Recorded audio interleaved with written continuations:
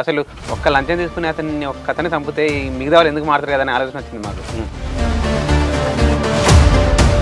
కానీ రాజకీయాల ద్వారా కూడా మార్చొచ్చు కదా, అవినీతి రహిత పాలన కూడా చేయొచ్చు. ఎందుకంటే మీకు ఆ డౌట్ రాలేదు? రాజకీయాల ద్వారా మార్చొచ్చు కదా అవినీతి రహిత పాలన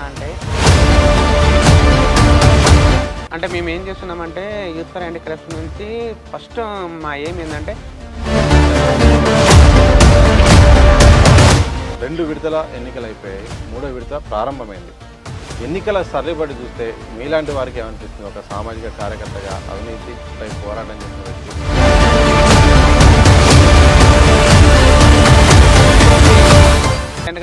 మన రంగారెడ్డి ఏరియాలోనూ ఓటుకు 20,000 30,000 ఇచ్చిన సంఘటనలు కూడా ఉన్నాయండి. ఓటుకి 20,000 20,000 ఇచ్చిన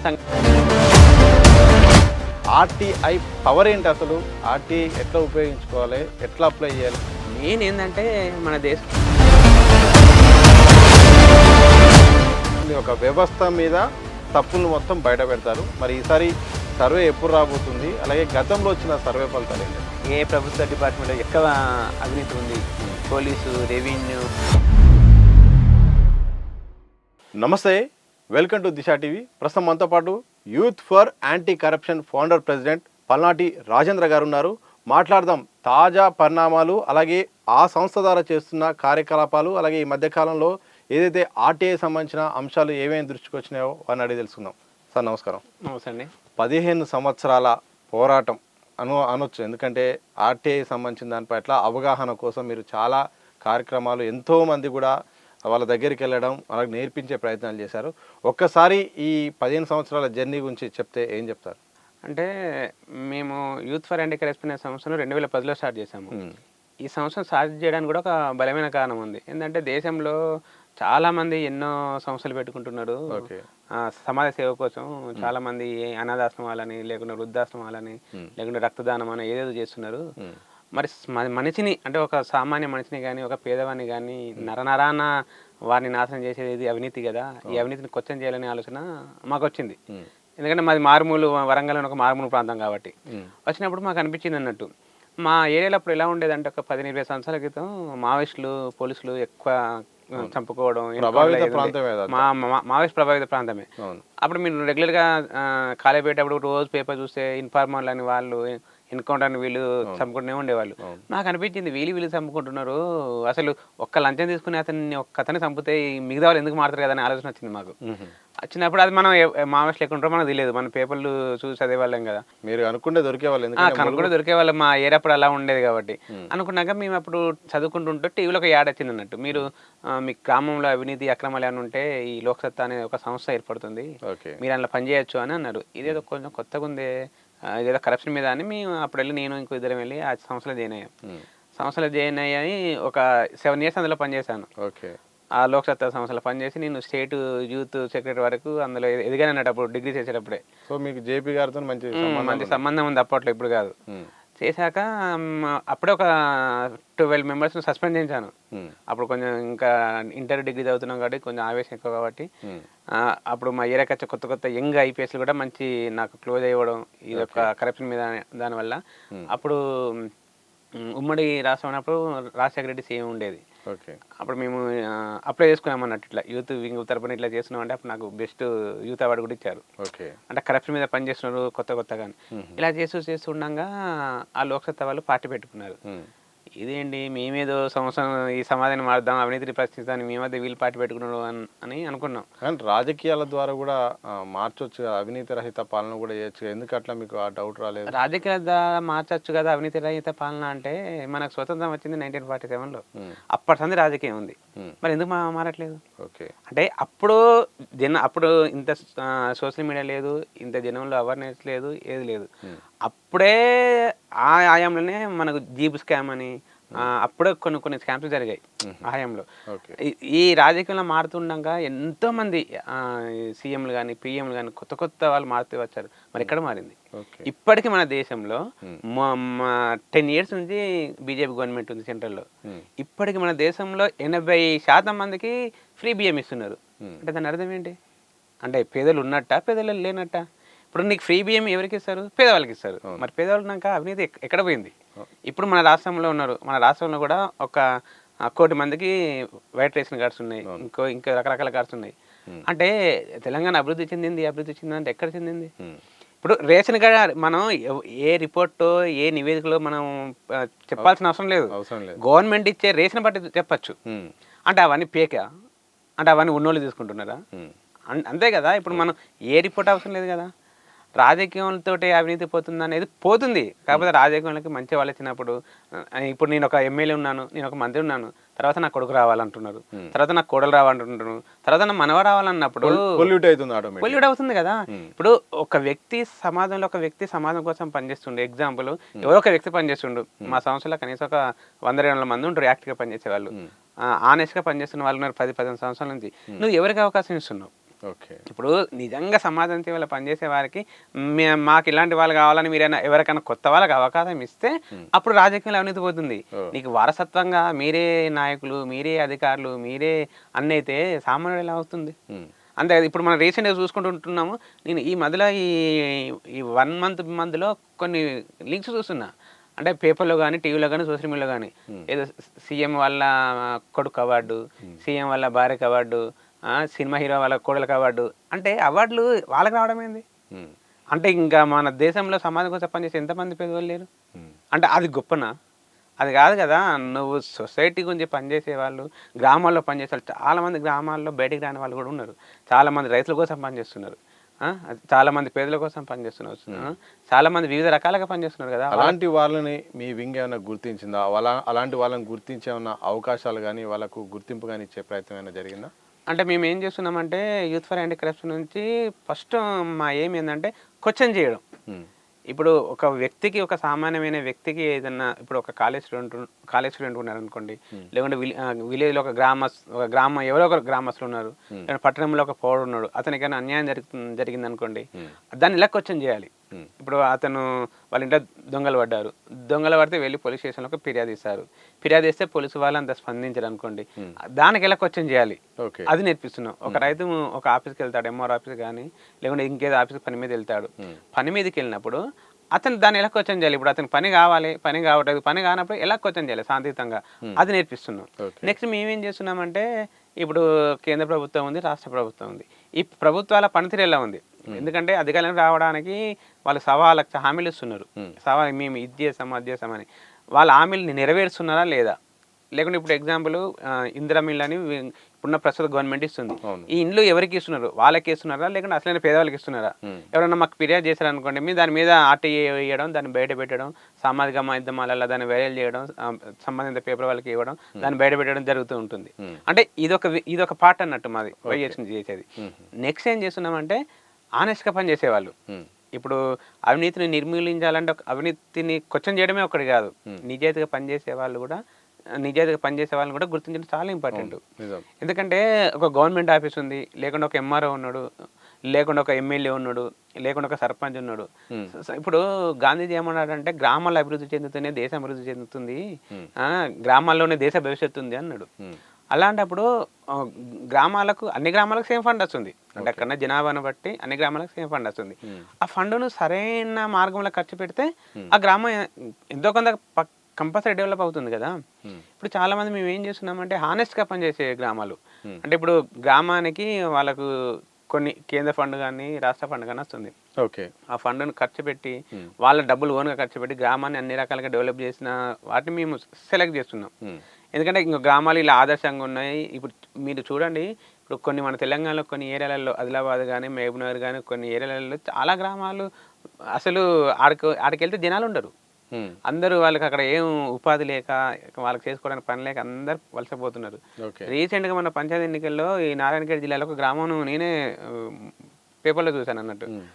ఆడ 600 మంది ఓటర్లు ఉంటే అక్కడ ఉన్నది అసలు ఇవ్వలేరు, ఒక 100 మంది మాత్రమే వృద్ధులు ఉన్నారు అక్కడ.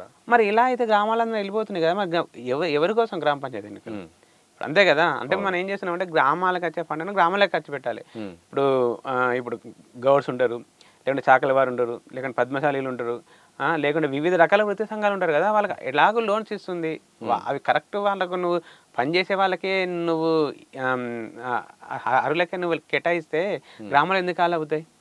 అవ్వవు కదా. మేము ఏం చేస్తున్నామంటే నిజాయితీగా గ్రామాన్ని అన్ని రకాలుగా, అంటే ఇప్పుడు పరిసరాల పరిశుభ్రంగా పరంగా కానీ లేకుంటే డ్రైనేజ్ పరంగా కానీ అన్ని రకాలుగా మంచి గ్రామాన్ని అభివృద్ధి చెందే గ్రామాలను సెలెక్ట్ చేస్తున్నాం. సెలెక్ట్ చేసి ఆ గ్రామ సర్పంచ్ని ఈ హైదరాబాద్ ఒక మీటింగ్ పెట్టి వారిని సత్కరిస్తున్నాం. సత్కరించి ఏం చేస్తున్నామంటే ఈ గ్రామం ఇట్లా ఆదర్శంగా ఉంది, ఈ గ్రామాన్ని మనం మిగతా గ్రామాలు కూడా ఇన్స్పిరేషన్గా తీసుకొని గ్రామానికి వచ్చే గ్రామాలాగా మీరు కూడా ప్రయత్నం చేయండి అని ఇట్లా ఒక్కొక్క గ్రామం మార్చే ప్రయత్నం చేస్తున్నాం. నెక్స్ట్ అట్లా చేస్తారా? ఎవ్రీ ఇయర్ లాస్ట్ ఇయర్ చేస్తున్నాం. కొత్త పాలక మండలి కూడా స్టార్ట్ అవుతుంది, కొత్తగా పాలక మండలి స్టార్ట్ అవుతుంది కదా, ఒక 1 year 2 year అయిపోయాక మేము ఆ రిపోర్ట్ పరంగా దాన్ని కూడా చేస్తున్నాం. 2 విడతల ఎన్నికలు అయిపోయాయి, 3వ విడత ప్రారంభమైంది. ఎన్నికల సర్లేబడి చూస్తే మీలాంటి వారికి ఏమనిపిస్తుంది? ఒక సామాజిక కార్యకర్తగా, అవినీతిపై పోరాటం చేసిన వ్యక్తిగా, మొత్తము ఓటుకు నోటు డబ్బుల వ్యవహారం అయితుంది, మద్యం పంపిణీ అవుతుంది, మొత్తము ఈ యొక్క వ్యూహాలు ఎత్తుగాళ్ళు గ్రామీణ స్థాయిలో జరగాల్సిన పొల్యూషన్ అంటే సాధారణంగా జరగాల్సినవి మొత్తం ఇప్పుడు కమర్షియల్ అయిపోయినాయి. మీరు గమనించింది ఏంది? అసలు అలా జరిగితే అభివృద్ధి సాధ్యమా? మెయిన్ ఎలా ఉందంటే ఇప్పుడు చాలామంది చదువుకున్న వాళ్ళు, పెద్ద పెద్ద జాబులు చేసేవాళ్ళు, చదువుకున్న వాళ్ళు అంటే సాఫ్ట్వేర్ వాళ్ళు కానీ మంచి మంచి వాళ్ళు కానీ మన పుట్టిన గ్రామానికి ఏదో ఒకటి చేయాలనే ఆలోచన చాలా మందిలో ఉంటుంది. చాలా మంది వాళ్ళ గ్రామం కోసం ఏదైనా చేద్దామని సర్పంచ్గా వచ్చి పోటీ చేసే వాళ్ళు ఉన్నారు. అందులో సర్పంచ్గా వచ్చి పోటీ చేసి అంటే ఏ గ్రామమైనా కానీ కొంచెం సమాజం మీద అవగాహన ఉన్నవాళ్ళు, సామాజిక సేవ మీద అవగాహన ఉన్నవాళ్ళు, లేకుంటే వాళ్ళకు కొంచెం సొసైటీ గురించి తెలిసిన వాళ్ళకు వాళ్ళ చేతిలో గ్రామం ఉంటే ఎంతో కొంత డెవలప్ అవుతుంది. బట్ ఇక్కడ ఏం జరుగుతుందంటే అన్ని రకాలుగా అవగాహన ఉన్న వారికి డబ్బు ఉండట్లేదు, డబ్బులు ఉన్న వారిని గ్రామ ప్రజలు వాళ్ళకు నాయకత్వం ఇవ్వట్లేదు. నేను చాలా గ్రామాలు చూశాను రీసెంట్గా, మన తెలంగాణ కొన్ని జిల్లాలలో పేరు అవసరం లేదు కానీ కొన్ని గ్రామాల్లో మంచిగా చదువుకున్న వాళ్ళు వచ్చారు, గ్రామం కోసం చేద్దామని పనిచేద్దామని వచ్చారు, బాగానే ఒక 10 days 15 days బాగానే ప్రచారం కూడా చేశారు. అగ్నిస్ట్ పార్టీలు కూడా వాళ్ళు బాగానే ప్రచారం చేశారు. ఇతను కొంచెం చదువుకున్నారు, వాళ్ళు కొంచెం చదువు తక్కువ లేదు కాదు, వాళ్ళ దగ్గర కొంచెం డబ్బు పలుకుబడేది ఉంది. ఒక్కరోజు రాతే మారిపోయింది. నాకు అర్థం కావట్లేదు, ఒక గ్రామాన్ని అన్ని రకాలుగా అభివృద్ధి చేద్దాము, అభివృద్ధి పరుస్తామని వచ్చిన యువతకు కానీ, ఒక మేధావి వర్గానికి కానీ, ఒక చదువుకున్న వాళ్ళకి కానీ ఎవరు సహకరించాలి? అంటే ఇప్పుడు డబ్బు అనేది శాశ్వతం కదా. మనం వెళ్ళి ఇదే గ్రామస్తులను అడిగితే ఇగో చూడండి వాళ్ళని ఎప్పుడో అసలు సర్పంచ్ కలుద్దామంటే ఆయన కలవడు, ఆయన ఎక్కడ ఉంటాడో తెలియదు. అదే సర్పంచ్ వీళ్ళు అడిగామనుకోండి, మాకు ఫండే రావట్లేదు, పోయిన సంవత్సరం పోయిన గతసారి ఫండే మాకు ఇప్పటికి రాలేదు, అంటే గత గవర్నమెంట్లో చేసిన సర్పంచ్కి ఇప్పటికి ఫండ్ రాలేదు అని సర్పంచ్లు ఇట్లా అంటున్నారు. గ్రామస్తులేమో వాళ్ళు ఎంత మందికి మనం ఎంత నిజాయితీగా ఇచ్చినా కూడా వాళ్ళు డెవలప్ చేయడానికి వీళ్ళు అంటున్నారు. చదువుకున్న వాళ్ళు ఏమంటున్నారు, మేము నిజాయితీగా పనిచేసి డెవలప్ చేద్దామంటే మాకు ఓట్లేదు అంటున్నారు. అక్కడికి ఎవరు తప్ప అర్థం కావట్లేదు అసలు. అంటే ప్రజలదా, ఎందుకంటే వీళ్ళు చాలా మంది గ్రామంలో అలవాటు చేసిన నాయకులదా, అలవాటైన ప్రజలదా, లేకపోతే ఆ నాయకులనే ఇప్పుడు ఎదిరించి బెదిరించే స్థాయికి వచ్చిన ప్రజలదా? ఇది అలవాటు చేసిన మాత్రం పక్క నాయకులే. ఇప్పుడు ప్రజలు ఎలా ఉంటారు, ఇప్పుడు చాలా మంది ప్రజలు డబ్బులు ఇస్తారేమో అని చూసుకుంటుంటారు. నువ్వు నైట్ వెళ్ళి నువ్వు డబ్బులు వేయకుంటే వాళ్ళు వచ్చి నేను ఇంటికి వచ్చి అడుగుతారా? ఏమో రోడ్డుకి వచ్చి ధర్నా చేస్తారు. ఎవరో ఎక్కడో ఒక దగ్గర జరిగిన సంఘటనలే కానీ మన దేశంలో ఇప్పుడు ఎగ్జాంపుల్ మన రాష్ట్రంలోనే 1000కి పైగా గ్రామాలు ఉన్నాయి. ఇప్పుడు 119 120 కాన్స్టిట్యూషన్లు ఉన్నాయి కదా. ఎవరు చేసిన 1-2 తప్ప కానీ ఎక్కడన్నా నాకు డబ్బులు ఇవ్వట్లేదు, నాకు డబ్బులు ఇస్తుంది ఇస్తేనే ఓటేస్తాను ఎవరైనా అన్నారా? వీలే భయ్ అతను 1000 రూపాయలు ఇస్తుండు, నేను 2000 ఇవ్వాలి, ఈయన 2000 ఇస్తుండు, 4000 ఇవ్వాలి. రీసెంట్గా మన రంగారెడ్డి ఏరియాలోనో ఓటుకి 20,000 30,000 ఇచ్చిన సంఘటనలు కూడా ఉన్నాయంట. ఓటుకి 20,000 20,000 ఇచ్చిన సంఘటనలు కూడా ఉన్నాయని ఆల్రెడీ మన పీపుల్ మనమే సోషల్ మీడియాలో చూసాము. అంటే వీళ్ళు ఏమో అడగట్లేదు కదా. ఇప్పుడు ఏమవుతుందంటే అవసరం కోసం ఇస్తున్నారు, వాళ్ళ అవసరం కోసం ఇస్తున్నారు అని వీళ్ళు తీసుకుంటున్నారు. తీసుకున్నాక ఏం చేస్తాడు, అతను ఒక 50 లక్షలు ఖర్చు పెట్టాడు అనుకోండి, మళ్ళీ దాన్ని సంపాదించుకోవడం కోసమే ప్రయత్నిస్తాడు కదా. ఇంకా నీకు గ్రామాభివృద్ధి ఎక్కడ ఉంటుంది, నీకు మంచి లైటింగ్ విధానం ఎక్కడ ఉంటుంది, మంచి రోడ్ల సిస్టమ్ ఎక్కడ ఉంటుంది, డ్రైనేజ్ సిస్టమ్ ఎక్కడ ఉంటుంది, అంతే కదా. అందుకే దాన్ని ఓటర్లను నాశనం చేసి మాత్రం నాయకులని చెప్పచ్చు డైరెక్ట్గా. సో మీ నుండి ప్రతి సంవత్సరం ఒక సర్వే వస్తుంది. ఆ సర్వే ఒక్కొక్కరికి అయితే మాత్రం ఒక భయం కూడా ఉంటుంది. ప్రభుత్వ అధికారులకు, రాజకీయ నాయకులకు కూడా వీళ్ళు ఏం బయట పెడుతున్నారు, ఎవరి మీద అవుతుందని ఒక సర్వే. ఎందుకంటే మీ ఒక వ్యవస్థ మీద తప్పులను మొత్తం బయట పెడతారు. మరి ఈసారి సర్వే ఎప్పుడు రాబోతుంది, అలాగే గతంలో వచ్చిన సర్వే ఫలితాలు ఏంటి? మేము ఏం చేస్తున్నామంటే ఇప్పుడు ప్రభుత్వ అధికారులు కానీ రాజకీయ నాయకులు కానీ ఎవరైనా దినం కోసం పనిచేయాల్సిందే, పేద ప్రజల కోసం పనిచేయాల్సిందే. ప్రజలే ప్రభువులు, ప్రజలే వాళ్ళు చెప్తే వినాల్సిందే. చాలా మంది ఏం చేస్తున్నారంటే మన గ్రామాల్లోకి వెళ్ళినా కూడా లేకుండా కొన్ని సిటీలకి వెళ్ళినా కూడా అధికారులు మేమేదో పెద్ద సామంతులం అనుకుంటున్నారు. లేదు మేము సామంతులం, ప్రజలందరూ వీళ్ళంతా మా బానిసలు అని అనుకుంటున్నారు. చాలా మంది ఒక సామాన్యుడు కానీ ఒక రైతు కానీ ఒక ప్రభుత్వ ఆఫీస్కి వెళ్తే మండలాలలో ఏదైనా ప్రభుత్వ ఆఫీస్కి వెళ్తే కనీసం రెస్పెక్ట్ ఇవ్వరు. పని కాదు, పని పక్కన పెట్టి రెస్పెక్ట్ ఇవ్వరు. అయితే అటెండర్నే పంపిస్తాడు. ఎవరి కోసం పని చేస్తున్నారు? ఒక రైతు కానీ ఒక కూలి కానీ అని 24 గంటలు కూలి పని చేసుకొని 500 సంపాదించుకొని అతను పన్నులు కడితే నీకు జీతాలు వచ్చి నువ్వు సుఖంగా నువ్వు విలాసవంతంగా బతుకుతున్నావు. అదే ఒక వ్యక్తి నీ ఆఫీస్కి వస్తే కనీసం రెస్పెక్ట్ ఇవ్వవు. మరి ఎవరి కోసం పని చేస్తున్నట్టు? అంతే కదా, నువ్వు ఎవరి కోసం పని చేస్తున్నావో తెలియదు. చాలా మంది పబ్లిక్ సర్వెంట్ అని మర్చిపోతారు. పబ్లిక్ సర్వెంట్ కాదు, మేము ఏదో అధికారులు సామంత్రం అనుకుంటున్నారు. మేమేం చేస్తున్నామంటే అసలు ప్రభుత్వ అధికారుల పనితీరు ఎలా ఉంది? ఒక సామాన్య అధికారి ఒక సామాన్య వ్యక్తి ఆఫీస్కి వెళ్తే అతను ఎలా ప్రవర్తిస్తున్నాడు? లేకుంటే ఒక రాజకీయ నాయకుడు ఎన్నికల ముందు అయితే ప్రతి ఒక్కరు సర్పంచ్ నుంచి ఎమ్మెల్యే ఎంపీ వరకు నాకు ఓటేయండి గ్రామాలకు వెళ్తారు. గెలిచినాక అసలు ఒక వ్యక్తి వాళ్ళ ఇంట్లో కానీ వాళ్ళ గ్రామంలో కానీ ఏదైనా పని ఉంటే అతని దగ్గరికి వెళ్తే అసలు అతను చూస్తున్నాడా, అసలు చూడట్లేదా, అసలు పట్టించుకున్నాడా, అసలు కలుస్తున్నాడా కలవట్లేదా అని దీని మీద ఒకటి. మరియు మన తెలంగాణలో కానీ ఏపీలో కానీ సర్వే ఏ ఏ ప్రభుత్వ డిపార్ట్మెంట్లో ఎక్కువ అవినీతి ఉంది, పోలీసు, రెవెన్యూ, మున్సిపల్ ఇలా ఇన్ని ఉంది. దీని మీద మేము ఒక 15-16 కొత్తల మీద సర్వే చేస్తున్నాము. అది ఎవ్రీ ఇయర్ అంటే ఒక 10 years నుంచి చేస్తూనే ఉన్నాము ఎవ్రీ ఇయర్. ఆ సర్వే రిపోర్ట్ను కూడా మా youth for anti corruption chief advisor ఉంటాడు మాజీ సిబిఐ లక్ష్మీనారాయణ సార్, అతనే సర్వే రిపోర్ట్ కూడా రిలీజ్ చేస్తారు. లాస్ట్ ఇయర్ కూడా సర్వే చేశాము. ఒక 22,000 మందిని సర్వే చేశామన్నట్టు. అంటే మాకు తెలంగాణలో ఏపీలో ప్రతి జిల్లాలో వాలంటీర్స్ ఉంటారు. ఎంతమంది ఉంటారు వాలంటీర్? మినిమం ఒక 35-40,000 మెంబర్స్ ఉంటారు. తెలంగాణ ఏపీ కలిపి.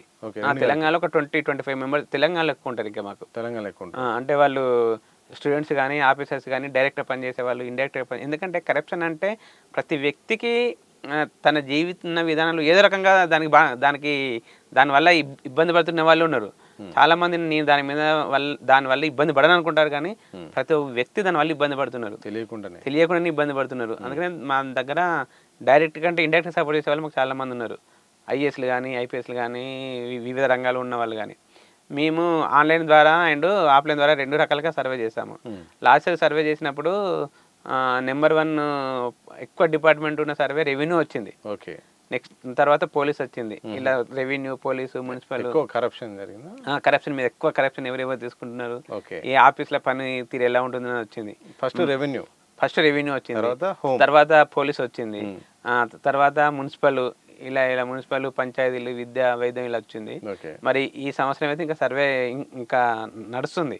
1 month కాలే. మేము రీసెంట్గా December 9th రోజు స్టార్ట్ చేసాము వరల్డ్ యాంటీ కరప్షన్ డే రోజు. అది January 9th వరకు అయిపోతుంది. 10th లేదా 11th అది రిపోర్ట్ వచ్చేస్తుంది. మీకు మండలంలో కానీ ఏ జిల్లాలో కానీ ఎక్కడైనా ఇక్కడ నాకు ఇన్ఫర్మేషన్ కావాలంటే మీ వాలంటీర్ వ్యవస్థ నుండి మీకు ఇన్ఫర్మేషన్ వస్తుందా? మాకు ఏదన్నా అంటే మేము ఎలాంటి ఇన్ఫర్మేషన్ అంటే ఇప్పుడు ఎగ్జాంపుల్ ఆ మండలం లేదా ఏదో ఒక ఇన్ఫర్మేషన్ కావాలంటే మాత్రం మా నెట్వర్క్ నుంచి వస్తుంది. అంటే మీరు ఎందుకు అడిగిన ఈ ప్రశ్న అంటే నాకు ఠాగూర్ సినిమా సీన్ కనిపిస్తుంది. ఠాగూర్ సినిమా లాగానే అనిపిస్తుంది. సేమ్ మీరు ఫస్ట్ ఒక విషయం చెప్పారు, వీళ్ళని చంపేస్తే ఇంకొకరు మారుతారు అని. ఠాగూర్ సినిమాలో అలాంటి పరిస్థితి ఉంటుంది. వాలంటీర్ వ్యవస్థ కూడా ఠాగూర్ సినిమాలో ఉంటుంది. చిరంజీవి గారికి కావాల్సిన సమాచారం అంతా వాళ్ళే వర్క్ చేస్తుంటారు, ఎక్కడ కనిపించరు, సామాన్య పర్సన్ లాగానే ఉంటారు. కావాల్సిన డేటా ఇస్తా ఉంటారు, వాళ్ళు మళ్ళీ పబ్లిక్ లో ఉంటారు. చేస్తుంది ఠాగూర్ సినిమా ఇన్స్పిరేషన్ లాగా. అంటే మేము ఏం చేస్తున్నామంటే ఇన్ఫర్మేషన్ గ్రామాల్లో మండలాలుగా మాకు ఇన్ఫర్మేషన్ కావాలంటే మా నెట్వర్క్ను యూజ్ చేసుకుంటాము. ఆ నెట్వర్క్ను కూడా మళ్ళీ మేము దాన్ని అది రాంగ్ రైట్ అనేది ఫస్ట్ మేము దాన్ని ఎంక్వైరీ చేసుకుంటాం. ఎందుకంటే ఆ ఇన్ఫర్మేషన్లో మనం వచ్చిన ఇన్ఫర్మేషన్, ఒక వ్యక్తి ఇచ్చిన ఇన్ఫర్మేషన్ మనం ఇంత దగ్గర వాళ్ళని కూడా నమ్మలేము. దానివల్ల మనకి ఇబ్బందులు వస్తాయి. ఫస్ట్ ఆ ఇచ్చిన ఇన్ఫర్మేషన్ మేము అది రైట్ రాంగ్ అని ఫస్ట్ ఎంక్వైరీ చేసుకుంటాము. ఇంకా డౌట్ వస్తే దాని మీద అటే చేసుకుంటాము. ఎందుకంటే గవర్నమెంట్ స్టాంప్తో సాగిస్తుంది, ఇంకా అది ప్రూఫ్ అన్నట్టు, అది రాజముద్ర. మేము ఎక్కువ ఆ ఇన్ఫర్మేషన్తో పాటు ఎక్కువ ఆర్టీ యూజ్ చేస్తాం అన్నట్టు. ప్రతి డిపార్ట్మెంట్లో ఇప్పుడు ఈ డిపార్ట్మెంట్ జరిగింది. రీసెంట్గా ఏమైందంటే డ్రగ్స్, ఇప్పుడు ఈ మధ్యలో డ్రగ్స్, గంజాయి ప్రతి విలేజ్లో ప్రతి గ్రామంలో అంటున్నారు.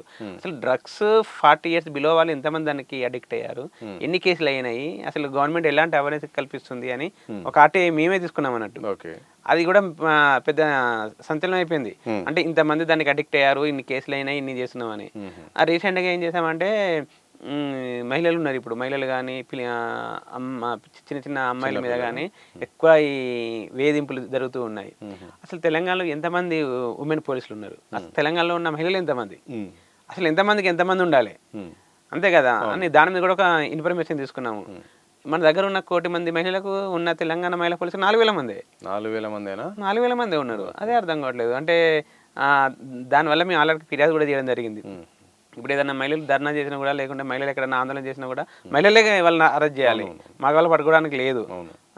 అదొకటి. అంటే ఇలాంటి మనకు కొన్ని తెలియని విషయాలు, కొన్ని ఇంట్రెస్టింగ్ విషయాలు అంటే సమాధానం తెలియాలి కదా. అంటే ఇలా ఉంది అనేది. ఇప్పుడు డ్రగ్స్ ఉంది. ఇప్పుడు ఎగ్జాంపుల్ సుప్రీంకోర్టు ఒక ఆదేశం ఇచ్చింది, ప్రతి పోలీస్ స్టేషన్ అనేది అక్కడ ఏం జరుగుతుంది అనేది మొత్తం సమాధానం తెలియాలి. ప్రతి పోలీస్ స్టేషన్లో సీసీ కెమెరాలు ఉండాలి కంపల్సరీ. అది ఎస్ఐ రూమ్ కానీ, లాకప్ డెత్ రూమ్ కానీ ఇక్కడేనా అన్నారు. మేము కూడా తెలంగాణలో క్వశ్చన్ చేసాము, అసలు తెలంగాణలో ఎన్ని పోలీస్ స్టేషన్లు ఉన్నాయి, ఎన్ని సీసీ కెమెరాలు ఉన్నాయి. మన తెలంగాణలో ఒక 600 చిల్లర పోలీస్ స్టేషన్లు ఉంటే సీసీ కెమెరాలు 350 ఉన్నాయి. 350 ఓన్లీ? 350 సగానికే ఉన్నాయి, ఇంకా సగం లేనే లేవు. అంటే దీని మీద కూడా మేము అంటే ఇన్ఫర్మేషన్ తీసుకుంటాము, సంబంధిత డిపార్ట్మెంట్ కానీ సెంట్రల్ లెవెల్ కానీ ఫిర్యాదు చేసాము. ఇంతే ఉంది, దీని మీద ఇంత లేదు, మీ దీని మీద చెయ్యాలి. అంటే వాళ్ళకి చెప్పే వాళ్ళు ఒకరు కావాలి. అంటే మేము ఫస్ట్ ఏంటంటే సమాజంలో క్వశ్చన్ అనేది అలవాటు చేస్తున్నాము. అధికారులకు కానీ, నాయకులకు కానీ చేయడం కాదు, చేయిస్తున్నారు. మేము చేయిస్తున్నాం అన్నట్టు. అంటే ఇప్పుడు ప్రతి దానికి మన రోడ్డు మీదకి వెళ్ళి ధర్నాలు, రాస్తారోకాలు, ఆందోళన చేసి విధ్వంసం సృష్టించడం కంటే దాన్ని శాంతియుతంగా ఎలా క్వశ్చన్ చేయాలి, శాంతియుతంగా ఎలా క్వశ్చన్ చేసి మన సమస్యను ఎలా పరిష్కరించుకోవాలనే దాని మీద మేము ఎక్కువ ఇంట్రెస్ట్ పెడుతున్నాం అన్నట్టు 2 రాష్ట్రాలలో. ఆర్టీఐ అంటే చాలా మందికి అపోహలు ఉన్నాయి, అవగాహన లోపం కూడా ఉంది. ఆర్టీఐ పవర్ ఏంటి అసలు? ఆర్టీఐ ఎట్లా ఉపయోగించుకోవాలి, ఎట్లా అప్లై చేయాలి, అసలు దాని నుండి ఇప్పుడున్న సమాజము ఏం నేర్చుకోవాలి, దాంతో ఏం ప్రయోజనం ఉంటుంది? మెయిన్ ఏంటంటే మన దేశంలో కనీసం ఒక 1000 సంఖ్యలో చట్టాలు ఉన్నాయి. మన రాజ్యాంగం కల్పించినవి కావచ్చు. అప్పుడు ఎందుకంటే ఒక్కొక్క దానికి ఒక్కొక్క చట్టం ఉంది. ఏ చట్టం కూడా ఇప్పటి వరకు సామాన్యునికి ఆయుధంగా పనిచేయలేదు. ఒక ఆర్టీఐ అనేది బాగా ఒక సామాన్యుడికి ఒక వెపన్, అది రైట్ టు ఇన్ఫర్మేషన్ యాక్ట్ అనేది. ప్రభుత్వ ఆఫీసులో ఏం జరుగుతుంది, ఒక స్కూల్లో ఏం జరుగుతుంది, ఒక హాస్పిటల్లో ఏం జరుగుతుంది, ఒక కలెక్టర్ ఆఫీస్లో ఏం జరుగుతుంది అనేది తెలుసుకోవాల్సిన యాక్ట్ అది ఆర్టీ యాక్ట్. ఆర్టీ యాక్ట్ను కోసం అప్పుడు కొన్ని వేల మంది, అంటే అన్నాదర్ ఇలాంటి వాళ్ళు కానీ, మేధా పట్కర్ లాంటి వాళ్ళకి చాలా మంది ఫైట్ చేశారు. అప్పుడు మేము కూడా ఫైట్ చేసాము. ఆర్టీఐ యాక్ట్ వచ్చింది. ఆర్టీ యాక్ట్ని ఎవరు తెచ్చారు? సెంట్రల్లో ఉన్నప్పుడు కాంగ్రెస్ గవర్నమెంట్ తీసుకొచ్చింది. 2002లో పట్టుకొచ్చారు. అప్పుడు కాంగ్రెస్ గవర్నమెంట్ హయాంలో తీసుకొచ్చారు. కాంగ్రెస్ హయాం గవర్నమెంట్లో పట్టుకొచ్చిన ఆర్టీఐను ఇప్పుడు తెలంగాణ గవర్నమెంట్ ఏం చేస్తుంది? దాన్ని తొక్కి పెడుతుంది. ఇప్పుడు తెలంగాణ గవర్నమెంట్ వచ్చి 2 years అయింది. 2 years అయ్యాక రీసెంట్గా జస్ట్ ఒక 5-6 monthsలోనే ఆర్టీఐ కమిషన్లు పెట్టారు. మేమే గత గవర్నమెంట్లో అప్పుడు చాలా ఆర్టీఐలు వేసాము. ఎందుకంటే ఇప్పుడు ప్రభుత్వం అనేది ప్రజల కోసం పనిచేయాలి, పారదర్శకంగా ఉండాలి. మీరు ఏం చేస్తున్నారు అనేది జనాలకు తెలియాలి కదా. ఇప్పుడు మిమ్మల్ని దేనికోసం ఓటేసి ఎన్నుకున్నాము? మాకు పని చేస్తారు, మాకు నిజాయితీగా పనిచేయాలి, మాకు పారదర్శకంగా పనిచేయాలని మనం ఓటేసాము, వాళ్ళకి అధికారించాము. మీరు అధికారంలో ఉన్నప్పుడు ఏం చేస్తామని క్వశ్చన్ చేస్తే సమాధానం ఇవ్వాల్సిన బాధ్యత మీకు ఉంది కదా. మేము సమాధానం ఇవ్వము, మాకు సంబంధం లేదంటే అది కరెక్ట్ కాదు కదా. ఇప్పుడు తెచ్చిందే కాంగ్రెస్ గవర్నమెంట్ సెంట్రల్లో. ఇది మంచి యాక్ట్, మంచి సమాజం కోసం, అవినీతి రహిత సమాజం కోసం క్వశ్చన్ తీసుకొచ్చింది. వీళ్ళు రీసెంట్గా ఒక 5-6 months నుంచి కమిషన్లు పెట్టారు. నేనే మా వైఎస్సీ సంస్థ నుంచి ఇప్పుడున్న గవర్నమెంట్లో ఒక 200 ఆర్టీలు వేసాము. 200 ఆర్టీలు అయితే మాకు వచ్చింది ఒక 40-50 ఆర్టీలు ఇన్ఫర్మేషన్ వచ్చింది. ఒకవేళ రాకపోతే ఏం చేయొచ్చు? ఫస్ట్ మనకు ఒక ఆర్టీఐ రాలేదనుకోండి, ఇప్పుడు మనం ఒక ఆర్టీఐ వేసాము, ఆర్టీఐ రాలేదనుకోండి, ఆర్టీఐకును మామూలు దరఖాస్తుకు డిఫరెంట్ ఏంటంటే ఏదన్నా మనకైనా సమస్య ఉంటే మనం వాళ్ళకి ఒక దరఖాస్తు పెట్టుకుంటాం. శ్రీధ గౌన్లీ అయిన ఎస్ఐ గారికి, శ్రీధ గౌన్లీ అయిన మున్సిపల్ కమిషనర్, కలెక్టర్ గారికి అనేది మనకు దరఖాస్తు పెట్టుకుంటాం. వాళ్ళు దాని మీద ఎంక్వైరీ చేసామంటారు, దాన్ని పక్కన పెట్టేస్తారు. వాళ్ళ బిజీ వల్లనో లేకుండా కొంతమంది నిర్లక్ష్యం వలన పక్కన పెట్టేస్తారు. నిర్లక్ష్యం ఎక్కువ ఉంటుంది. కానీ ఆర్టీఐ అలా కాదు. ఆర్టీఐ అనేది మన హక్కు, అది మనం డామినేషన్ చేసినట్టే మాట్లాడాలి అది. ఎందుకంటే మనకు ఇప్పుడు ఒక ప్రాబ్లం ఉంది. ఇప్పుడు ఎగ్జాంపుల్ ఒక అబ్బాయి కాలేజీకి వెళ్తుంటే అతను ల్యాప్టాప్ మొబైల్ పోయింది. వెళ్ళి పోలీస్ స్టేషన్లో మామూలు ఫిర్యాదు చేశాడు. ఫిర్యాదు చేసినప్పుడు వాళ్ళు పట్టించుకోలేదు. అంటే వాళ్ళు ఏదో ఒక పని వల్ల పట్టించుకోలేదు. 6 months అయింది. 6 months అయినప్పుడు పట్టించుకోలేని దరఖాస్తును మన ఆర్టీఐ ద్వారా అడగచ్చు. నేను పలానా మంత్లో పలానా రోజులో నేను మీకు సమాచార హక్కు చట్టం కింద దరఖాస్తు చేశాను, ఏం చేశారు అని మనం అడగచ్చు. అడిగే హక్కు ఉంది. దానికి కంపల్సరీ 30 days ఇన్ఫర్మేషన్ ఇవ్వాల్సిందే. మామూలు దరఖాస్తును ఒక 1 year అయినా పట్టించుకుంది, మనకు 1 month 30 days ఇవ్వాలి కంపల్సరీ. ఏ ఇన్ఫర్మేషన్ అయినా అది మనకు సెంట్రల్లో కావచ్చు, స్టేట్లో కావచ్చు, జిల్లాలో కావచ్చు, మండలాల్లో కావచ్చు, మనకు 30 రోజులు కంపల్సరీ ఆర్టీఐ ఇన్ఫర్మేషన్ ఇవ్వాలి. ఒకవేళ మనకు 30 రోజులు ఆర్టీఐ ఇన్ఫర్మేషన్ ఇవ్వలేదు అనుకోండి, చాలా మంది ఏంటంటే ఇప్పుడు సమాచార హక్కు చట్టం అంటే చాలా మందికి తెలియదు. అది 2005లో వచ్చింది. 2005 అంటే ఇప్పుడు 2025 అంటే మినిమం 20 years అవుతుంది. అసలు చదువుకున్న మనకు డిగ్రీ, బీటెక్, ఎంటెక్ వాళ్ళకి ఆర్టీఐ అంటే ఏంటో తెలియదు. అంటే దానికి ఎవరికి తెలియదని ప్రభుత్వాలే తొక్కి పెడుతూ ఉన్నాయి. ఎందుకంటే అందరికి క్వశ్చన్ చేయడం అలవాటు అవుతుంది కదా, ఆర్టీఐ ఎలా ఉంటుంది, లెక్కలన్నీ బయటపడతాయి కదా. ఇప్పుడు మనకి ప్రస్తుతం ఉన్న గవర్నమెంటే కమిషన్లు పెట్టాక ఇన్ని రోజులు అవుతుంది. గతంలో ఉన్న గవర్నమెంట్ ఏం చేసిందంటే కేసీఆర్ గవర్నమెంట్లో ఆర్టీఐ బుక్లు వాళ్ళు ప్రింట్ చేసేది, ప్రింట్ చేసి మీటింగ్లు పెట్టి ఫ్రీగా పంచి పెట్టేది. ఆ కమిషనర్లు కూడా ఆర్టీఐ అవేర్నెస్ క్యాంపులు పెట్టేది కాలేజీలలో కానీ, స్కూళ్ళల్లో కానీ. మేమేమో సంవత్సరం నుంచి కొన్ని చాలా పెట్టేసాం అన్నట్టు. ఇప్పుడు వీళ్ళు కమిషన్ ఇప్పుడున్న వాళ్ళు ఇప్పుడున్న కమిషన్ కాకుండా ఇంతకుముందున్న కమిషన్, కేసీఆర్ గవర్నమెంట్ ఉన్న ఇంతకుముందు ఉన్న కమిషన్ కూడా ఎక్కడ అవేర్నెస్ క్యాంపులు పెట్టలేదు, ఎక్కడికి బయటకు ఇవ్వలేదు, ఎక్కడ బుక్లు ఇవ్వలేదు. ఉందా అంటే ఉంది. మనం ఏదో అప్పీల్ చేసినాం అంటే, ఇప్పుడు ఎగ్జాంపుల్ మనకి ఏమైనా అన్యాయం జరిగింది, మనం ఆర్టీఐ అప్పీల్ చేసాము, మళ్ళీ వాళ్ళు ఇవ్వలేదు అనుకోండి, మళ్ళీ ఫస్ట్ అప్పీల్ చేయాలి. చాలా మందికి ఫస్ట్ అప్పీల్ చేయాలని అనేది అస్సలు కనీసం 99% తెలియదు. ఆర్టీఐ ఉండదని తెలియని వాళ్ళు 90% ఉంటే దానికి ఒక అప్పీల్ ఉంటుంది, దానికి ఒక కమిషన్ సెకండ్ అప్పీల్ ఉంటుందని మాత్రం 99% తెలియదు ఎవరు చెప్పాలి చెప్పు దాని గురించి. ఇప్పుడు చెప్తే ఎన్జిఓలు చెప్పాలి, లేకుండా గవర్నమెంట్ చెప్పాలి, లేకుండా గవర్నమెంట్ కమిషన్ చెప్పాలి. ఎవరు చెప్పాలి ఆర్టీఐల గురించి? వాళ్ళు చెప్పరు. మీరే చెప్పాలి. చెప్తే మాలాంటి వాళ్ళు చెప్పాలి. మాకు ఇన్ఫర్మేషన్ కనీసం బుక్స్ అని కొట్టియమంటే వాళ్ళు బుక్స్ కొట్టించారు. అసలు దాన్ని ఎవరు పట్టించుకోవట్లేదు. అందుకనే మా వంద బాధ్యత మేము ఏం చేస్తున్నామంటే, మేమే కొన్ని కాలేజీలకు వెళ్ళి, కొన్ని స్కూళ్ళకి వెళ్ళి, కొన్ని గ్రామాలకు వెళ్ళి, ఇట్లా ఆర్టీఐ యాక్ట్ ఇలా ఉంటుంది, మనకు సంబంధించిన యాక్ట్, దీన్ని మీరు ఇలా క్వశ్చన్ చేసుకోవడానికి అంటే దీన్ని కూడా కొంతమంది బ్లాక్మెయిల్గా ఉపయోగించుకున్న వాళ్ళు కూడా ఉన్నారు. అంటే కొంతమంది వ్యక్తిగతంగా గొప్ప వాళ్ళు వ్యక్తిగతంగా వాళ్ళని టార్గెట్ చేసి డబ్బులు వసూలు చేసిన వాళ్ళు గతంలో ఉన్నారు, ఇప్పుడు కూడా ఉన్నారు, గొప్ప స్థాయిలో ఉన్న వాళ్ళు కూడా ఉన్నారు అని తెలుసు. మేమేం చేస్తున్నామంటే వ్యక్తిని ఎప్పుడు ప్రశ్నించలేదు ఇప్పటి వరకు. మా సంస్థ 15 years నుంచి 15 సంవత్సరాల నుంచి మేము సంస్థ నడిపిస్తున్నాము. ఒక ఎమ్మెల్యేని, ఒక మంత్రిని అట్లా ప్రశ్నించారు. మేము ఎప్పుడు వ్యక్తిని ప్రశ్నించాం, మేము ఎప్పుడు వ్యవస్థని ప్రశ్నిస్తాం. ఒక ఎమ్మెల్యేకి ఎంత ఫండ్ వస్తుంది, ఆ ఫండ్ని ఎక్కడ ఖర్చు చేశాడు, ఒక సీఎంకు ఎంత ఫండ్ వస్తుంది, ఆ ఫండ్ని ఎంత ఖర్చు చేశాడు, లేకుంటే ఒక మంత్రి విదేశాలకు ఎందుకు పోయిండు, ఏ పని మీద పోయిండు, అతనికి ఎంత ఖర్చు చేసిండు, అంటే వ్యవస్థ పరంగానే అంటే ఇతను ఎంత మన ప్రజల సొమ్ముని ఎంత దుర్వినియోగపరుస్తున్నారని మాత్రమే క్వశ్చన్ చేశాం. ఇప్పటివరకు మేము వ్యక్తిపరంగా చేయలేదు. ప్రతి ఇన్ఫర్మేషన్ మేము అట్లనే తీసుకుంటున్నాం అన్నట్టు. ఇప్పుడు సెంట్రల్ గవర్నమెంట్లో కూడా అట్లనే తీసుకున్నాం, చాలా ఇన్ఫర్మేషన్ తీసుకున్నాం. స్టేట్ గవర్నమెంట్ ముందు కూడా అట్లనే తీసుకున్నాం అన్నట్టు. నేనేమంటున్నానంటే, ఇప్పుడున్న కమిషన్ ఉంది, ఎట్లా 2-3 years వాళ్ళకు ఇంకా టైం ఉంది. ఆ 2-3 yearsలో కనీసం ఎవ్రీ మంత్ ఒకసారి మీటింగ్ పెట్టించచ్చు కదా కాలేజీలలో. ఎవ్రీ మంత్ ఒకసారి మీటింగ్ పెట్టచ్చు, లేదా మీటింగ్ పెట్టించకుండా కనీసం ఆర్టీఐ గురించి పనిచేసే సంస్థల కన్నా మీరు పని చేయండి, మేము బుక్స్ ఇస్తాం, మీకు సపోర్ట్ చేస్తామని చెప్పచ్చు కదా. ఎవరు చెప్పట్లేదు. మరి ఎలా తెలిసింది ఆర్టీఐ అనేది?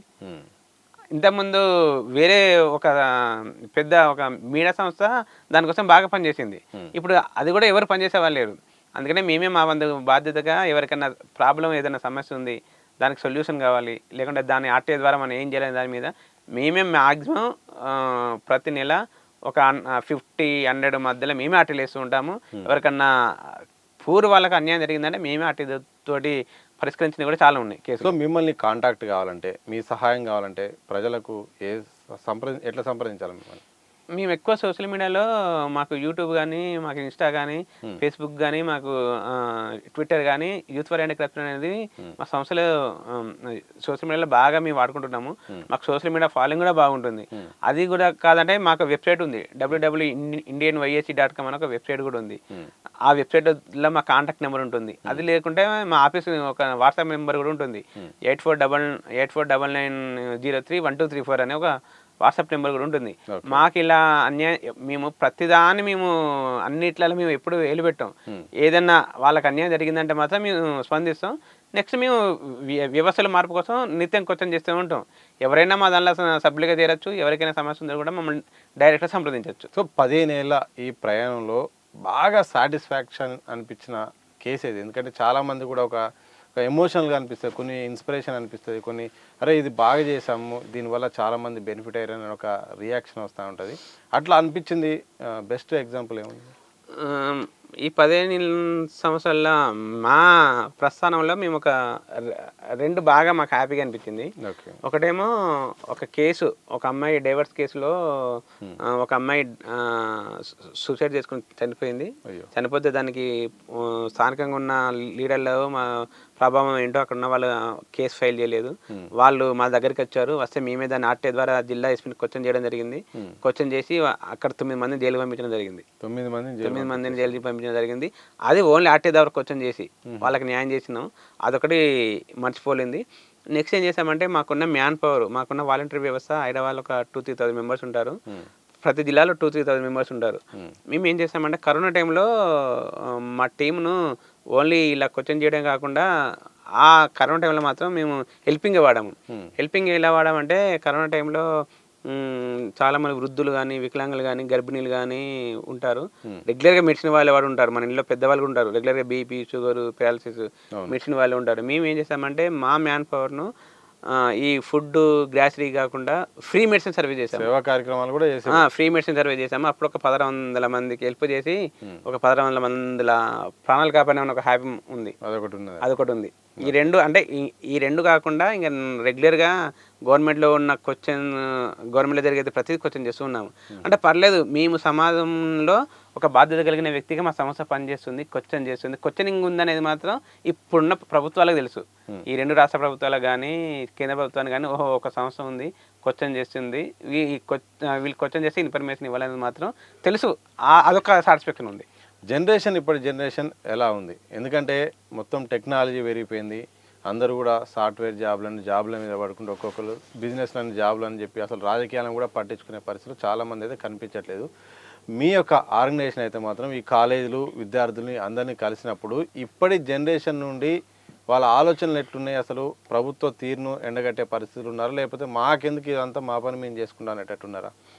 ఇప్పుడున్న జనరేషన్ ఎలా ఉందంటే, మనం ఏదైనా కాలేజీకి వెళ్ళామనుకోండి, ఇప్పుడు మేము బీటెక్, డిగ్రీ, పీజో కాలేజీకి వెళ్తే ఏమంటున్నారంటే మాకు సమస్య వచ్చినప్పుడు చూద్దాం లేండి సార్, ఇప్పుడు ఎందుకు అది, మీరు ఏమవుతారంటే మేము సాఫ్ట్వేర్ ఇంజనీరు, లేకుంటే డాక్టర్, ఇంకేదో కావాలి మేము డబ్బులు సంపాదించాలి అనుకుంటున్నారు. తప్పలేదు. నీ ఆలోచన అలా ఉన్నప్పుడు ఓకే, నువ్వు డబ్బులు సంపాదించుకో. నీకు రాజకీయం మాకెందుకు సార్, మా దగ్గర డబ్బులు ఉన్నారా అంటున్నారు. ఓకే, నీ ఆలోచన అలా ఉంది, నువ్వు డబ్బులు సంపాదించుకో. ఓకే, నువ్వు డబ్బులు సంపాదించుకొని నువ్వు డబ్బులు సంపాదించుకుంటూ నీ జీవిత ప్రయాణం సాగిస్తున్న సమయంలో నీకేదైనా నీకు కానీ, నీ ఇంట్లో కానీ, మీ రిలేటివ్ కానీ హఠాత్తుగా ఏదైనా ప్రాబ్లం వస్తుంది. ఏదన్నా అంటే నువ్వు హఠాత్తుగా ఏదైనా కంట్రీకి వెళ్ళాలి, నీకు సర్టిఫికేట్ కావాలి, వాళ్ళు నీకు సర్టిఫికేట్ ఇబ్బంది పెడతారు, ఆ వీసా మిస్ అయిపోతుంది. దాన్ని నువ్వు ఎవరిని సంప్రదించాలి అంటే బ్రోకర్ వ్యవస్థను సంప్రదించాలి. ఆ బ్రోకర్ వ్యవస్థ 100 రూపాయలు అయ్యే పనికి 50 రూపాయలు వసూలు చేస్తాడు. నీ దగ్గర డబ్బులు ఉండవు. నేనేమంటున్నానంటే ఇప్పుడు యువతకు నీ బిజీలను ఉండొచ్చు, ఇప్పుడున్నది అంతా టెక్నాలజీ మీద నడుస్తుంది. ప్రతి ఒక్కరి చేతిలో మొబైల్ ఉంది. మనకున్న చట్టాలేంటి, మనకున్న హక్కులేంటి, అది కనీసం తెలుసుకోవాలి కదా. బేసిక్ నాలెడ్జ్ తెలుసుకోమంటున్నాను నేను అంతే. ప్రతి ఒక్కరిని నాకేం కావాలి అనుకున్నప్పుడు నీకు ఒకళ్ళు అయినప్పుడు దానికి ఎవరు నువ్వు రెస్పాండ్ అవ్వాలి, నువ్వు ఎవరిని సంప్రదించాలి, కనీసం దీన్ని ఎలా క్వశ్చన్ చేయాలనేది మాత్రం కంపల్సరీ ప్రతి ఒక్కరు తెలుసుకోవాలి. ఇప్పుడు లేకుంటే ఇప్పుడు చాలా మంది అవుతున్నారంటే నా దగ్గర డబ్బు ఉందని పోతారు, నాకు సర్టిఫికేట్ కావాలంటే అక్కడ ఎవరో కొన్ని ఇప్పుడు ఆర్టీఓ డిపార్ట్మెంట్ ఉంటుంది, ఆడికి పోతారో లేదు. ఇప్పుడు చాలా మంది డ్రైవింగ్ వచ్చిన వాళ్ళు ఉంటారు, డ్రైవింగ్ రాని వాళ్ళు ఉంటారు, పోతారు డబ్బులు కడతారు, వాడు ఆ బ్రోకర్కి డబ్బులు ఇస్తారు, తీసుకుంటారు. ఆయనకి డ్రైవింగ్ రాదు, హఠాత్తుగా డ్రైవింగ్ నైట్ ఏడో పోతాడు, ఇతను పోయి యాక్సిడెంట్ చేసినా, అతను వచ్చి యాక్సిడెంట్ చేసినా అక్కడ ఎవరు? ఇప్పుడు ఎన్ని ప్రాణాలు పోవట్లేదు.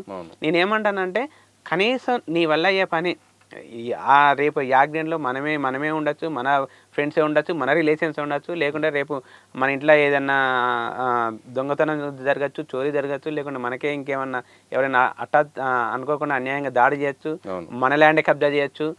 నేనేమంటానంటే ప్రతి దాని మీద మీరు అవగాహన పెంచుకోండి. మనకి చట్టం ఉంది, మన కోసం ఈ ప్రభుత్వ అధికారం ఉంది, మన కోసం అసలు చాలా మంది యువతకి ఇప్పుడు ఎన్ని ప్రభుత్వ శాఖలని తెలియదు. ఇన్ని ప్రభుత్వ శాఖలు అనేది మాత్రం చాలా మందికి తెలియదు. ఇన్ని ప్రభుత్వ శాఖలు ఉన్నాయి, ఈ శాఖలన్నిటికీ ప్రతి ఒక్కరైతే రైట్ టు ఇన్ఫర్మేషన్ యాక్ట్ గురించి మాత్రం తెలుసుకోండి. మీరు ఏ తెలుసుకున్నా తెలుసుకోకున్నా సంబంధం లేదు. రైట్ ఇన్ఫర్మేషన్ యాక్ట్ గురించి తెలుసుకుంటే నీకు ఎలా క్వశ్చన్ చేయలేదు తెలుస్తుంది. అదొక్కటి తెలుసుకొని మీ పని మీరు చేసుకోండి. మీకు ఎవరి డీమ్ ఉంటుందో మనకు సంబంధం లేదు. కానీ మీకు ఏదైనా సమస్య వచ్చినప్పుడు ఇంకొకరి మీద ఆధారపడకుండా తెలుసుకుంటే మంచిదని చెప్తున్నాను.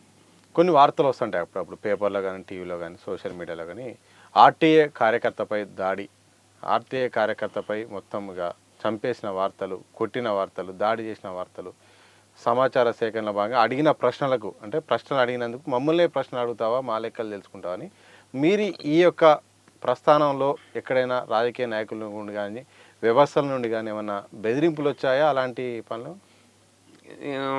2 తెలుగు రాష్ట్రాలలో ఆర్టీఐ మీద పనిచేస్తున్న సంస్థ ఏదంటే ఫస్ట్ మా సంస్థ పేరు వస్తుంది. అంటే ఇంకా ఉండొచ్చు, టాప్ 5లో మా సంస్థ పేరు మా పేరు వస్తుంది.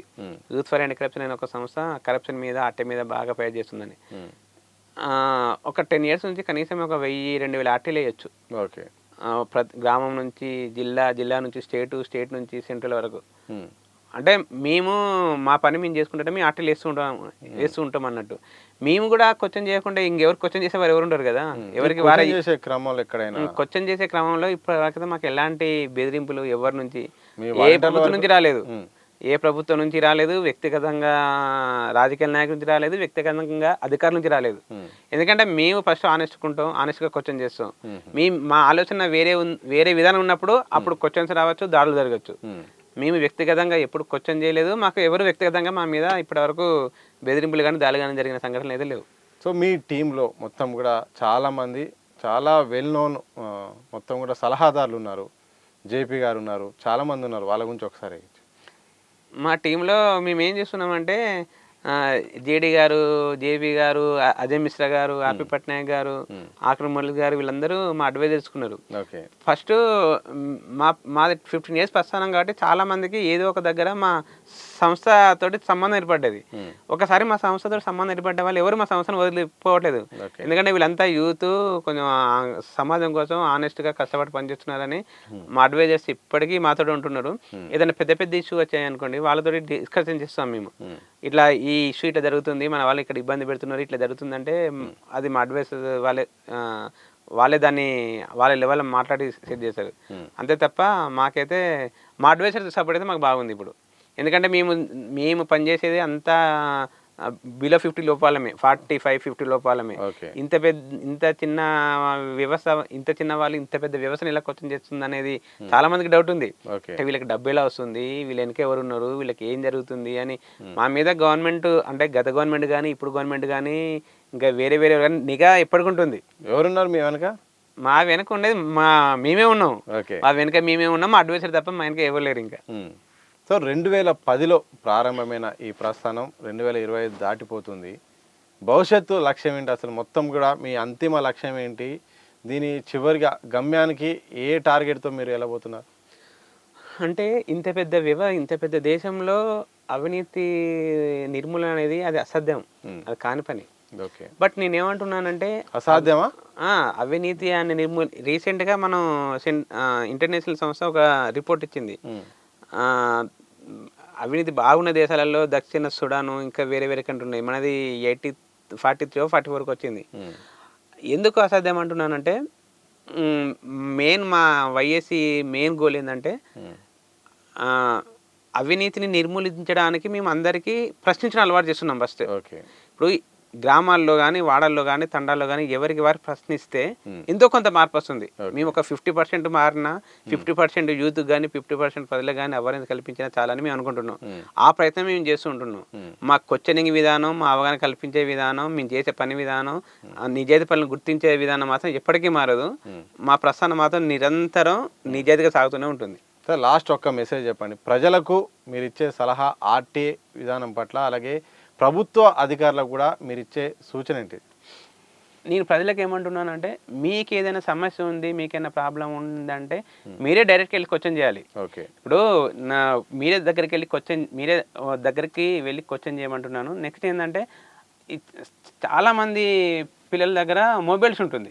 ఇప్పుడు ప్రతి ఒక్కరు ఇన్స్టా అని ఫేస్బుక్ అని వాడుతూ ఉంటున్నారు.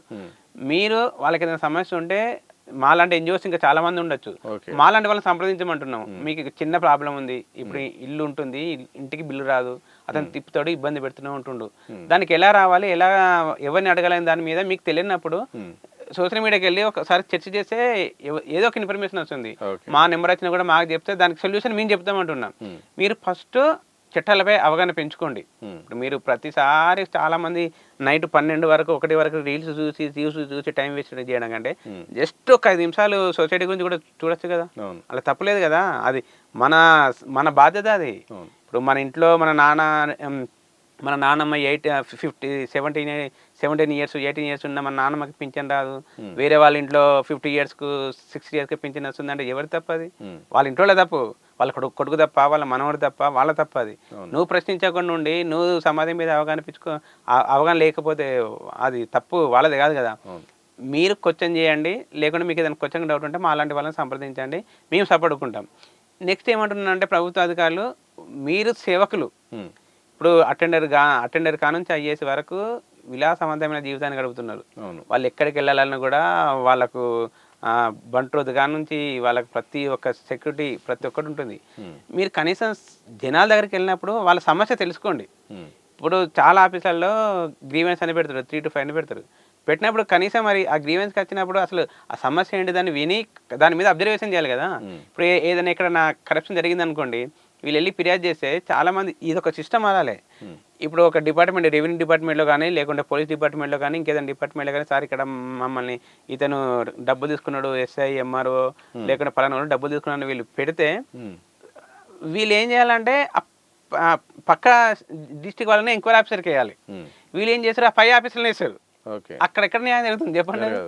జరగదు కదా. నేనేమంటున్నానంటే ఏదైనా ఎంక్వైరీ అధికారిపై ఎంక్వైరీ ఉన్నప్పుడు, అవినీతి ఉన్నప్పుడు చాలా మంది ఇక్కడ మన సిటీలలో, ఇప్పుడు మన 3 సిపిలు ఉన్నాయి. ఏదైనా కరప్షన్ మీద వాళ్ళకి ఆరోపణలైతే వాళ్ళు చేసే సీక్రెట్ ఆఫీసర్ బాగుంటుంది. అది కూడా మనకు మండలాలలో జిల్లాలలో ఉంటే బాగుంటుంది. దానివల్ల అవినీతి కూడా కొంచెం తగ్గుతుంది. చాలా విలువైన సమయాన్ని మాకు కేటాయించినందుకు థ్యాంక్ యూ అండి. Okay, thank you. ఇది మొత్తంగా youth for anti corruption founder president Rajendra గారు అయితే మాత్రం వారి అభిప్రాయాలు అయితే చెప్పారు. ప్రధానంగా ప్రశ్నించడం నేర్చుకోవాలి, మన పని మనం చేసుకోవాలి, సమాజాన్ని బట్టి మనం కూడా కొంత నేర్చుకోవాలి. అలాగే మీకైనా సమస్య వస్తే మాత్రం తప్పకుండా విభాగం ఎప్పుడు కూడా మాకు అందుబాటులోకి ఉంటుంది. సోషల్ మీడియా ద్వారా సంప్రదించుకోవచ్చు, అలాగే ఆ నెంబర్ ద్వారా సంప్రదించుకోవచ్చు. ఏదైనప్పుడు కూడా ఆర్టీఐ అనేది ఒక ఆయుధం, అదొక అద్భుతమైన అవకాశం, అదొక హక్కు. మనం ప్రతి ఒక్కరం కూడా ఆ చట్టాన్ని ఉపయోగించుకోనిగా ప్రభుత్వ విధానాలు తెలుసుకోవచ్చు, మనం ప్రతి ఒక్క సమాచారాన్ని కూడా హక్కుగా తెలుసుకోవచ్చు అని కూడా వారు చెప్తున్నారు. చూస్తూనే ఉండండి దిశ టీవీ.